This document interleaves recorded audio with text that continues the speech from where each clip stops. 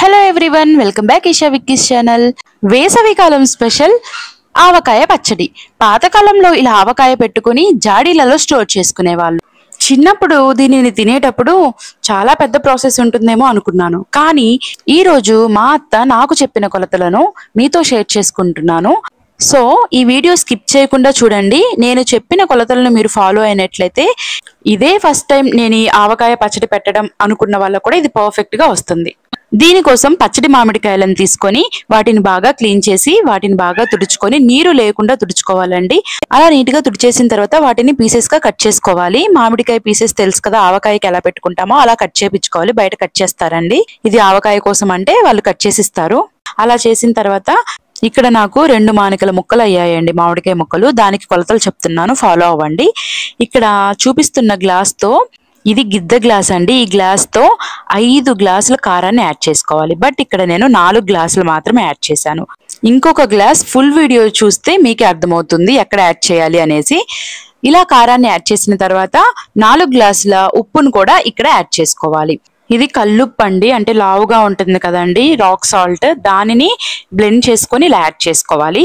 ఇలా యాడ్ చేసిన తర్వాత ఇది ఆవపిండి అండి, ఆవాలు ఉంటాయి కదా, వాటిని కూడా బ్లెండ్ చేసి పెట్టుకోండి. ఇక్కడ నేను చూపించాను కదా గిద్ద గ్లాసు, దాంతో 2.5 గ్లాసుల వరకు సరిపోతుందండి.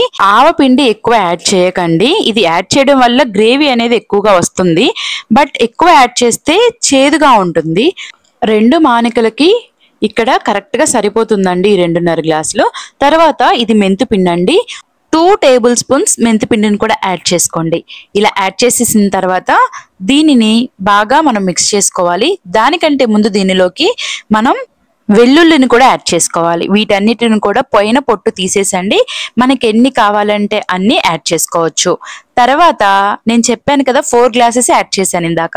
ఇప్పుడు 5th గ్లాస్ అనేది మనం మిక్సీ జార్లోకి వేసుకోవాలి. కొంచెం కారం ఎక్కువ తినే వాళ్ళైతే 5.5 కూడా యాడ్ చేసుకోవచ్చు అండి. ప్రతిదీ కూడా నేను చెప్పిన కొలతలకి 1 పావు యాడ్ చేసుకోవచ్చు, నో ప్రాబ్లం.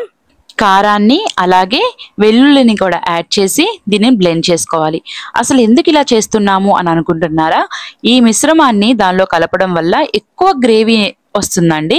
యాక్చువల్లీ మనకి ఆవపిండి వల్ల గ్రేవీ అనేది వస్తుంది, బట్ దీని వల్ల ఇంకొంచెం గ్రేవీ అనేది యాడ్ అవుతుంది అనమాట.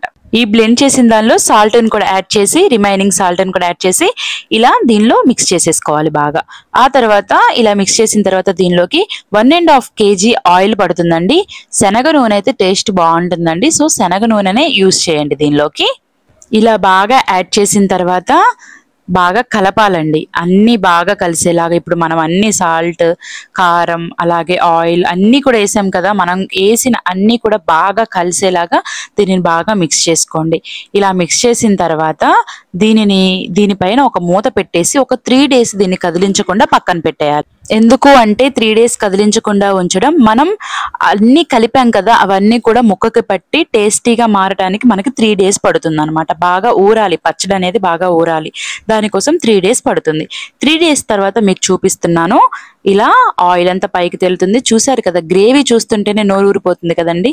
నిజంగా ఇది ప్రిపేర్ చేసే టైంలో వచ్చే స్మెల్ కి ఎవరైనా టెంప్ట్ అవ్వాల్సిందేనండి, అంత టేస్టీగా ఉంటుంది, వెంటనే తినాలి అని అనిపించేస్తుంది. ఫైనల్లీ ఆవకాయ పచ్చడి అనేది రెడీ అయిపోయింది. దీనిని మనం ఇప్పుడు జాడీలోకి షిఫ్ట్ చేసుకొని స్టోర్ చేసుకోవడమే. ఇలా అత్త చేతి ఆవకాయ. మరి నేను చెప్పిన కొలతలతో మీరు ఒకసారి ట్రై చేసి చూడండి, చాలా పర్ఫెక్ట్ గా మీరు కూడా ఆవకాయ ఇంట్లో ఈజీగా తయారు చేసేయచ్చు. నేనైతే ఆవకాయ ఇలా షిఫ్ట్ చేయగానే రైస్ లో కలిపేసుకొని తినేసానండి, సూపర్ గా ఉంది.